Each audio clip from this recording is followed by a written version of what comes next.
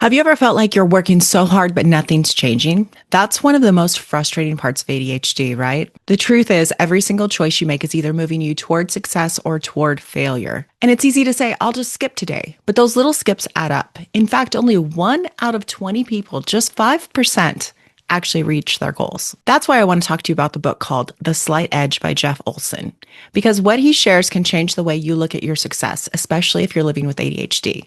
Now, if you're new here, you may not know I absolutely love books and learning, and I really enjoy sharing those that I know are helpful to my ADHD brain. This is for sure one of those books. So why is this book perfect for ADHD adults? If you have ADHD, your brain craves novelty and quick wins. But Olson reminds us that it's the boring, repetitive little things that we avoid that actually create success. And with ADHD, time blindness is real. This book reframes time as your ally because even the tiniest actions add up if you repeat them. And if you've ever fallen into all or nothing thinking, believing if you can't do the whole thing, you might as well not start, this philosophy proves small steps are enough. The Slight Edge isn't about one big breakthrough. It's about small, consistent actions repeated over time. Every choice you make moves you closer to success or closer to failure. Even when the results feel invisible, time will eventually reveal them. It's not luck, it's patterns. Each decision you make either works for you or against you.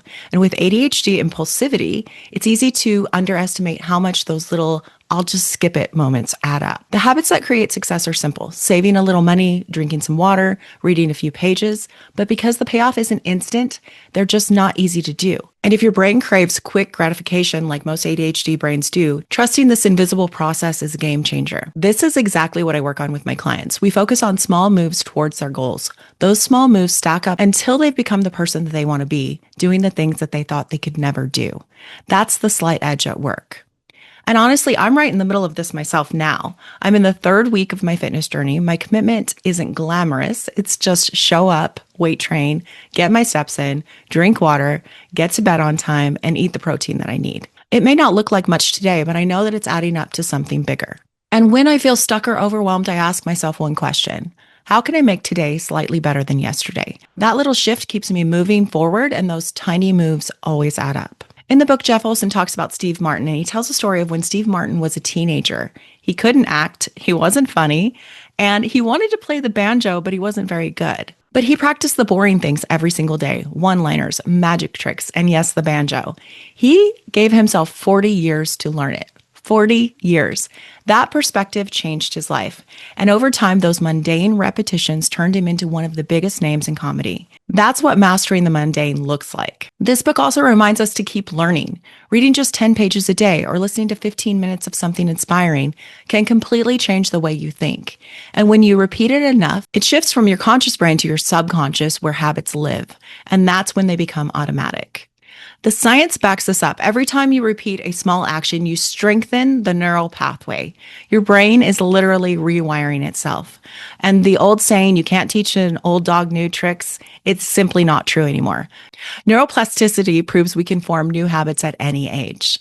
And here's why this matters even more if you have ADHD. Our brains don't regulate dopamine consistently. That's why waiting for long-term rewards is harder for us.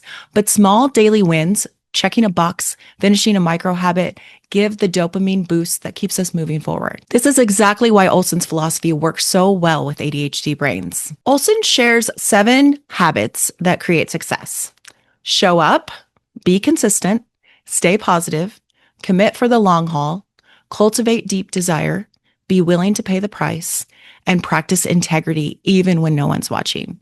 Now, don't try to do them all. Just pick one, practice it imperfectly, but consistently. He also says, dream it, write it down, make a plan. Write your goals where you can see them, revisit them every day, and give them a deadline. Because as Napoleon Hill said, a goal is a dream with a deadline. For ADHD, writing things down is everything. Post-its, vision boards, widgets, those external reminders turn vague wishes into real momentum. And here's what I'd add for those of us with ADHD. First, emotional regulation. We often give up when results aren't visible. This book teaches us to trust the invisible process. Second, recovery and rest. We tend to push hard and then crash hard. But choosing rest is also a slight edge decision. Going to bed instead of staying up for one more show, And then third, environment design. Consistency doesn't happen from willpower. We need scaffolding, reminders, cues, and accountability. That's what keeps us moving. Here's why I think you'll love this book. It removes the pressure to be instantly perfect. It validates that boring equals powerful. It gives you permission to start small, stay messy, and let time do the work. And it reframes success as consistency, not intensity. That is such a relief when you've spent years chasing quick fixes. So here are some takeaways just for you. Break habits down into micro steps so they actually feel doable. Don't measure progress by today's results. Measure it by your consistency. Surround yourself with people moving toward success because your environment matters. And most of all, trust that time is compounding with your efforts, even when you can't see it yet. So here's your next action step. Pick one thing so small it feels almost silly. Drink one more glass of water, read 2 pages, write one sentence about your dream, and then repeat it tomorrow. That's how the slight edge works. It's invisible at first, but over time, it's unstoppable. And before we wrap up, I'd love to hear from you.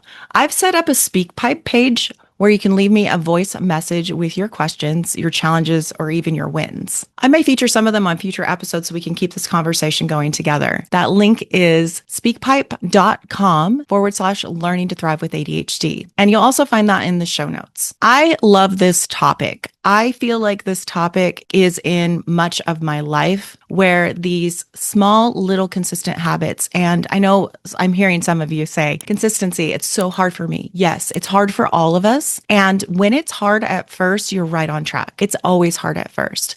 But I've built so many consistent habits in my life that I thought I could never build. And I know that you can too.